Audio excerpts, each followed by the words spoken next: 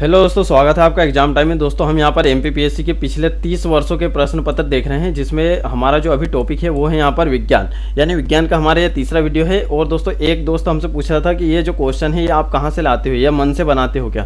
तो दोस्तों ये मन से नहीं बनाते हैं, जो घटना चक्र पूर्वालोकन आती है जिसमें सारे स्टेट पीसीएस के ऑब्जेक्टिव क्वेश्चन जो भी पूछे गए हैं प्रीलिम्स में, उसके सारे क्वेश्चनों का संग्रह वहाँ पर रहता है। ठीक है, तो कौन सी बुक आती है? घटना चक्र पूर्वालोकन। तो इतिहास, संविधान, भूगोल और उसके बाद में एक साइंस के लिए, तो ये चारों बुक आपको ले लेना चाहिए। घटना चक्र पूर्वालोकन, उससे आपकी काफ़ी अच्छी यहाँ पर तैयारी हो जाती है, क्योंकि जो यूपीएससी है तो यूपीएससी के क्वेश्चन भी उसमें रहते हैं। और जैसे यूपी पीसीएस, आरपीसीएस, बिहार पीएससी, तो अलग अलग राज्यों में जो जो परीक्षाएं आयोजित होती है तो उसमें 1990 से लेकर अभी तक के क्वेश्चन दिए हैं। तो वहीं से हमने यहाँ पर एमपीपीएससी के भी निकाले हैं।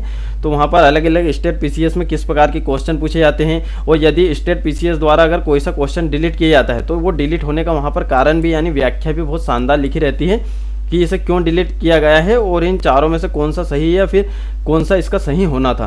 तो वहाँ पे हमें एनालिसिस करने में भी आसानी होती है और हमें ये भी पता चलता है, और पूरे टॉपिक वाइज वहाँ पर दिए हैं तो ये भी पता चलता है कि किस टॉपिक से क्वेश्चन पूछे जा सकते हैं और किससे नहीं पूछे जा सकते हैं। ठीक है, तो दोस्तों आपको घटना चक्र पूर्वालोकन लेना चाहिए प्रीलिम्स के लिए, है ना। तो हमने कौन कौन सी बताई है यहाँ पर, एक तो संविधान, इतिहास, भूगोल और विज्ञान, तो ये चारों की आप ले सकते हो। उसके बाद में एक और ले सकते हो आप पर्यावरण की।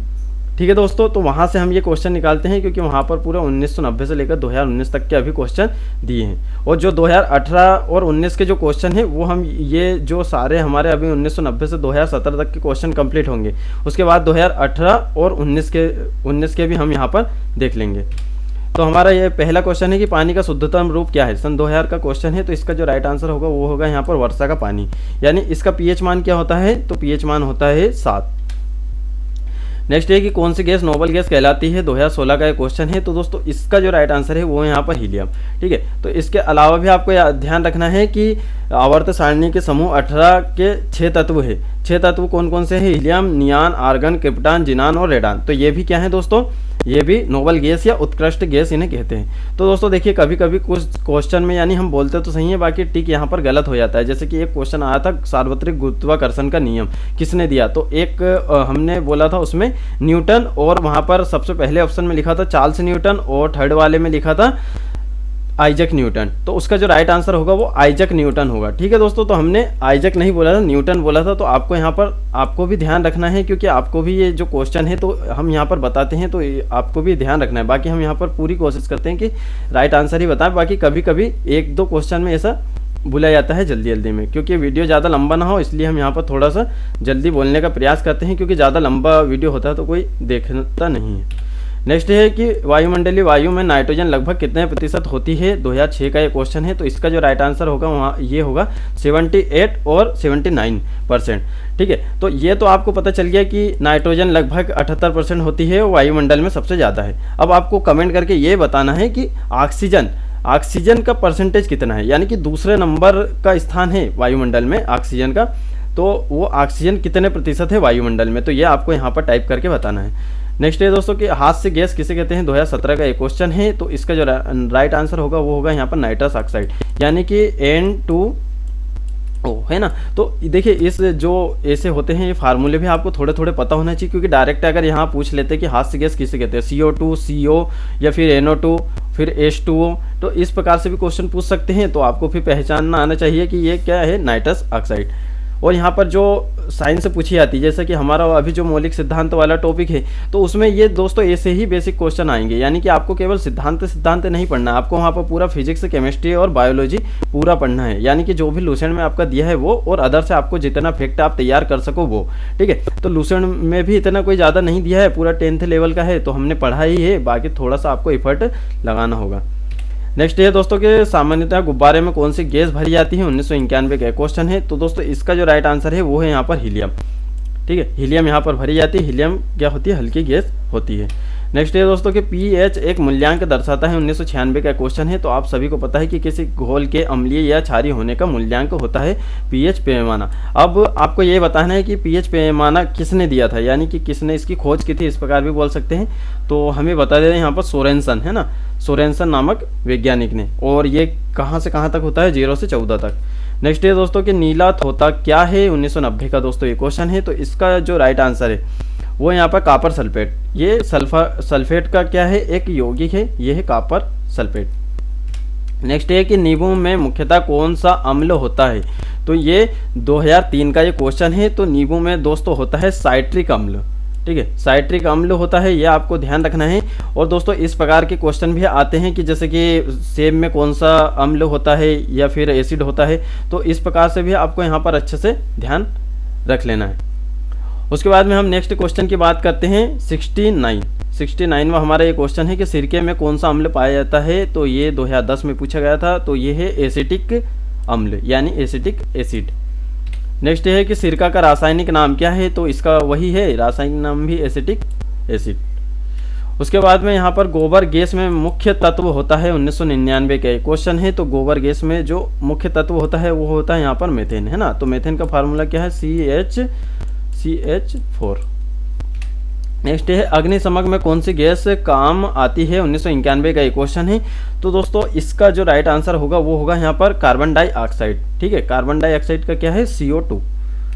नेक्स्ट है कि कार्बन डेटिंग का प्रयोग किसकी उम्र निर्धारित करने में किया जाता है, 1993 का दोस्तों ये क्वेश्चन है। तो दोस्तों जो कार्बन डेटिंग है तो ये क्या होती है, फांसिल यानी जीवाश्म, और जीवाश्म की आयु ज्ञात करने में इसका प्रयोग किया जाता है, यह आपको ध्यान रखना है। और इसे कार्बन 14 भी कहते हैं, कार्बन डेटिंग विधि को।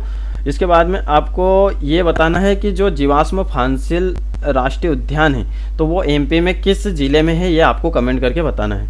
नेक्स्ट है कि एक सूखी सेल में कौन सी ऊर्जा पाई जाती है, 1992 का दोस्तों ये क्वेश्चन है। तो इसका जो राइट आंसर होगा वो होगा यहाँ पर रासायनिक ऊर्जा, क्योंकि एक सूखी सेल में क्या है, रासायनिक ऊर्जा पाई जाती है, और रासायनिक ऊर्जा को ये किस में बदल देते हैं, विद्युत ऊर्जा में परिवर्तित कर देता है। अब देखिए यहाँ से अब बायो के क्वेश्चन हमारे स्टार्ट हो गए हैं। जेरेंटोलॉजी निम्न में से किसके अध्ययन से संबंधित है, 1993 का क्वेश्चन है। तो दोस्तों यहाँ पर आपको समझने में आसानी होगी कि मतलब कि देखिए 2014 में वापस से सिलेबस चेंज हुआ था, 2014 के पहले दूसरा सिलेबस था। तो देखिए अब यहाँ पर ये क्वेश्चन पूछा गया है, 1993 का क्वेश्चन पूछा गया है, यानी कि साइंस वैसा ही पूछा जा रहा है जैसा पहले पूछा जाता था। यानी कि आपसे जो उम्मीद की जाती है वो बेसिक साइंस की उम्मीद की जाती है, यानी किसी भी विषय में आपको विशेषज्ञ नहीं बनना है। बाकी जो सिलेबस में दिया है और जिस प्रकार के क्वेश्चन आते हैं तो वो हमें यहाँ पर देख लेना चाहिए। तो दोस्तों ये है यहाँ पर वृद्धावस्था से संबंधित है, ठीक है, जेरेंटोलॉजी। तो कौन कौन से जो शाखाएं होती हैं विज्ञान की वो आपको पता होना चाहिए किस किस से संबंधित होती है, ये भी पूछे जाते हैं। डार्विन द्वारा प्रस्तुत प्राकृतिक वर्णवाद निम्न में से किस पर आधारित होता है, आधारित है, 1997 का ये क्वेश्चन है। तो दोस्तों इसका जो राइट आंसर होगा वो होगा यहाँ पर उपयुक्त सभी, यानी over production, struggle for existence and variation और सर्वाइवल ऑफ द फिटेस्ट। तो ये सभी से यहाँ पर संबंधित है। और दोस्तों यहाँ पर देखिए जैसे कि आपको एक बात यहाँ पर और बताना चाहेंगे कि जो प्रश्न है तो प्रश्न हमेशा ऐसे ही पूछे जाते हैं जिसे आपने पहले कभी पढ़ा है और जो फेमस होते हैं। जैसे कि यहाँ पर डार्विन विकासवाद से संबंधित है, प्राकृतिक वर्णवाद से, है ना, चार्ल्स डार्विन हुआ, न्यूटन हुआ, तो इनसे ही संबंधित हमेशा प्रश्न पूछे जाते हैं जो फेमस होते हैं और जिन्हें जानना ही चाहिए हर व्यक्ति को, तो उनसे प्रश्न यहाँ पर बनते हैं, ठीक है। अब देखिए यहाँ पर विकासवाद का सिद्धांत किसने प्रतिपादित किया था, 2010 का ये क्वेश्चन है। तो इसका जो राइट आंसर होगा वो है यहाँ पर डार्विन, ठीक है दोस्तों। अब नेक्स्ट है कि सबसे बड़ा स्तनपायी कौन सा है, 2010 का ये क्वेश्चन है। तो इसका जो राइट आंसर होगा वो होगा यहाँ पर व्हेल मछली, ठीक है। व्हेल मछली यहाँ पर सबसे बड़ा स्तनपायी है और इसकी लंबाई जो होती है वो कितनी होती है, 33 मीटर होती है और इसका वजन 180 मीट्रिक टन होता है, ठीक है दोस्तों। देखिए अब जैसे कि अब ये जो मैंने आपको एक्स्ट्रा यहाँ पर जानकारी दी है, तो ये एक्स्ट्रा जानकारी कहाँ से मिली है, तो देखिए ये पूछा गया था MPPSC 2010 में क्वेश्चन। अब जो ये 4 ऑप्शन है, 4 ऑप्शन दिए हैं, उसके बाद में नीचे व्याख्या करके दिया है। तो व्याख्या में यहाँ पर उसमें बताया है कि 33 मीटर है और वजन इसका 180 मीट्रिक टन है, ठीक है। तो इस प्रकार से आपको व्याख्या पढ़ने से भी यहाँ पर नॉलेज हो गया कि ये जो व्हेल मछली है अगर ये इतना बड़ा है तो फिर कितना बड़ा है, मतलब कि 33 मीटर है या 34 मीटर, तो आपको मीटर में भी तो उसका पता होना चाहिए। तो इस प्रकार से आप जब व्याख्या पढ़ोगे तो आप खुद ये अंदर से आत्मविश्वास से भर जाओगे, आपको लगेगा कि बहुत सारा मैंने कवर कर लिया है। तो आपको ये इस प्रकार की बुक लेना चाहिए जिसमें क्वेश्चन के नीचे उसका जो व्याख्या दी हुई है, ठीक है। तो बहुत ही शानदार बुक है और उसमें क्योंकि बहुत सारे जो टॉपर्स वगैरह रहते हैं या उनके सुजेशन वगैरह लिए जाते हैं उनसे वहाँ पर वो बुक तैयार की जाती है और बहुत जो बड़े बड़े टाइप राइटर रहते हैं तो वो वहाँ पर टाइप उन्हें करते हैं और उसमें सावधानी का ध्यान रखा जाता है, ठीक है। तो ऐसी बुक पे आपको विश्वास करना ही चाहिए। नेक्स्ट है दोस्तों कि उड़ने वाला स्तनपायी है 2010 का ये क्वेश्चन है। तो दोस्तों इसका जो राइट आंसर है वो है यहाँ पर चमगादड़। अब यहाँ पर आपको ये देखना होगा, चमगादड़ पक्षी वर्ग में नहीं आता है, ये निशाचर प्राणी है और ये एकमात्र स्तनपायी है जो उड़ सकता है, बाकी कोई नहीं उड़ सकता है। तो ये भी आपको इसके बारे में विशेष बात पता चल गई। अब आपसे ये क्वेश्चन तो बन ही सकता है कि एकमात्र स्तनपायी जो उड़ सकता है उसका नाम क्या है, तो यही चारों ऑप्शन आपके पास में रख देंगे तो क्वेश्चन आपका ये बदल गया। नेक्स्ट है दोस्तों कि हल्दी के पौधे का खाने लायक हिस्सा कौन सा है, 1993 का एक क्वेश्चन है। तो दोस्तों इसका जो राइट आंसर है वो है यहाँ पर प्रकंद। ठीक है, तो हल्दी का खाने योग्य भाग कौन सा है, प्रकंद है। नेक्स्ट है कि आलू है एक 2016 का ये क्वेश्चन है और इसका जो राइट आंसर है वो है यहाँ पर कंद।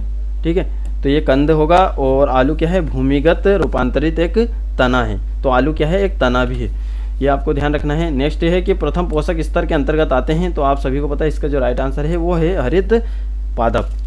अब देखिए यहाँ पर एक अच्छा क्वेश्चन पूछा गया है, ये 83 अफीम का वानस्पतिक नाम क्या है, 2017 में पूछा गया था अफीम का वानस्पतिक नाम। अब देखिए ये क्यों पूछा गया, क्योंकि हमारे जो मंदसौर इलाका है तो वहाँ पर अफीम ज़्यादा पाई जाती है। ठीक है, तो हाँ शायद मंदसौर ही है इसका राइट आंसर, मंदसौर में अफीम, और गांजा इधर खंडवा खरगोन में। ठीक है, तो ये अब जहाँ जहाँ विशेष चीज़ें हमारे यहाँ पाई जाती है तो उनके वैज्ञानिक नाम भी पूछे जा सकते हैं, यानी कि सोयाबीन का वैज्ञानिक नाम क्या है, गेहूँ का क्या है, चावल का क्या है, और कौन कौन सी किस्में होती हैं चावल की या फिर गेहूँ की। ठीक है, जैसे सरबती गेहूं होता है, तो इस प्रकार से भी पूछे जाते हैं क्वेश्चन, ये आपको यहाँ पर ध्यान रखना चाहिए, यानी आपको एक थोड़ा सा अंदाजा होना चाहिए कि किस प्रकार के क्वेश्चन पूछे जाते हैं। तो देखिए दोस्तों इसका जो राइट आंसर होगा ये होगा पेपेवर सोमनीफेरा। नेक्स्ट है कि जंतु कोशिका में निम्न में से क्या अनुपस्थित होता है, 2010 का ये क्वेश्चन है। तो दोस्तों इसका जो राइट आंसर होगा वो होगा सेल्यूलोज की कोशिका भित्ति, तो ये यहाँ पर अनुपस्थित इसमें होती है, बाकी केंद्रक और माइटोकॉन्ड्रिया होता है। नेक्स्ट है कि जैव कोशिका का कौन सा भाग पावर हाउस कहलाता है, यानी कि कोशिका का पावर हाउस किसे कहते हैं, तो इसका जो राइट आंसर होगा वो होगा माइटोकॉन्ड्रिया। ठीक है, माइटोकॉन्ड्रिया को कोशिका का पावर हाउस कहते हैं। नेक्स्ट है कि मनुष्य के शरीर में पसलियाँ कितने जोड़े होते हैं, यानी कि यहाँ पर जोड़े पूछे गए हैं, अगर कुल पसलियाँ की संख्या यदि पूछे तो वो है 24, तो यहाँ पर इसके कितने हो जाएंगे, 12।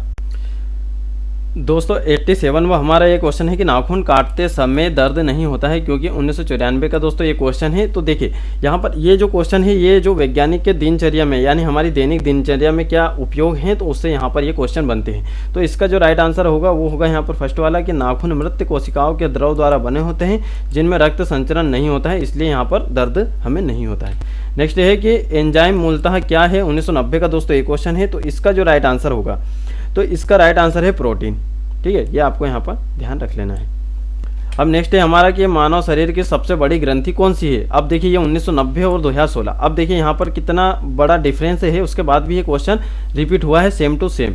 ठीक है, तो ये आप यहाँ पर देख सकते हो 2016 का प्रश्न पत्र, यदि आपके पास पुराने ओल्ड पेपर है उसमें भी आप देख सकते हो, और यदि किसी के पास घटना चक्र पूर्वालोकन है तो वो भी यहाँ पर बता सकते हैं या चेक कर सकते हैं कि ये दोनों क्वेश्चन यहाँ पर मिले हैं। ठीक है, तो यहाँ पर हम जो क्वेश्चन पूछे गए हैं वही यहाँ पर ऐड करे हैं, मन से हम यहाँ पर ऐड नहीं करते हैं। ठीक है, तो आप यहाँ पर जिसके भी पास में दोस्तों घटना चक्र पूर्वालोकन है तो वो यहाँ पर कमेंट में बता सकता है। अब देखिए यहाँ पर इसका जो राइट आंसर होगा वो है यहाँ पर यकृत या लीवर। अब आपको ये ध्यान रखना है, अब ये तो बाहरी बात हो गई। ठीक है, अब जो शरीर की सबसे बड़ी अंतःस्रावी ग्रंथि है वो है औटु ग्रंथि, ये भी आपको ध्यान रखना है। नेक्स्ट है कि निम्न में से कौन सा युग्म सुमेलित नहीं है, 2017 का ये क्वेश्चन है। तो इसका जो राइट आंसर होगा, तो इसका जो राइट आंसर है दोस्तों वो होगा यहाँ पर विटामिन डी, यानी कि विटामिन डी की जो खोज है वो पॉल मुलर ने ना करते हुए ये की है हॉपकिंस ने। ठीक है, हॉपकिंस ने की है, और जो ये पॉल मुलर है ये डीडीटी से संबंधित है, ये आपको यहाँ पर ध्यान रखना है। बाकी ये यहाँ पर तीनों सही है। तो दोस्तों ये हमारे यहाँ पर क्वेश्चन हो गए हैं कंप्लीट। अब इसके बाद में हम विज्ञान का 4th देखेंगे और जो हमारा पार्ट है वो यहाँ पर 25।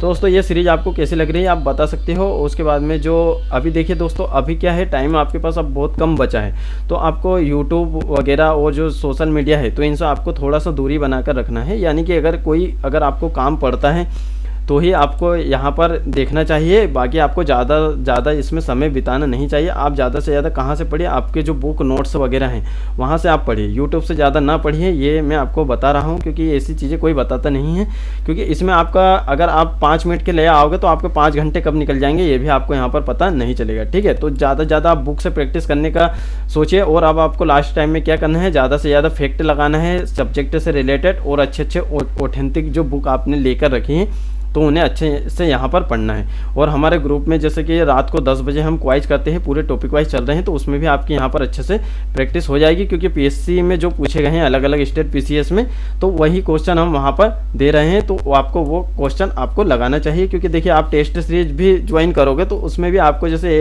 टेस्ट सीरीज अगर किसी ने ज्वाइन नहीं की है तो अच्छी वहाँ पर आपकी प्रैक्टिस हो जाएगी। क्योंकि अभी हमारा वहाँ पर इतिहास चल रहा है, इतिहास में हमने प्राचीन और मध्यकालीन के ऑब्जेक्टिव पूरे कंप्लीट कर लिए हैं, और अब आज से हम वहाँ पर आधुनिक स्टार्ट करेंगे।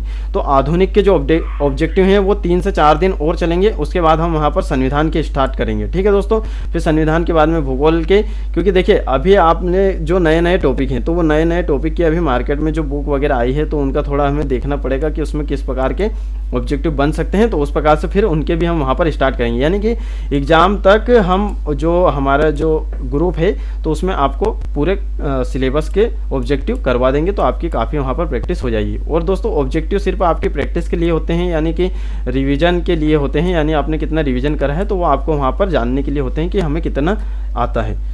ठीक है दोस्तों, तो आपको ऑब्जेक्टिव जरूर लगाना चाहिए, क्योंकि 10 से 11 तक 1 घंटा आप आराम से दे सकते हो। या फिर अगर कोई इंसान या फिर कोई व्यक्ति अगर बिजी भी रहता है तो हम वहाँ पर ऐसे क्वेश्चन पूछते हैं कि आप उसे 4 दिन बाद भी लगा सकते हो। ठीक है दोस्तों, या फिर आप या फिर हफ्ते में 1 दिन निकाल कर जितने भी हमने ऊपर तक जो क्वेश्चन पूछे गए हैं, यानी 40-40, 50-50 जो क्वेश्चन पूछे गए हैं, तो 1 दिन बैठ कर पूरे लगा दीजिए। ठीक है दोस्तों, मिलते हैं फिर नेक्स्ट वीडियो में।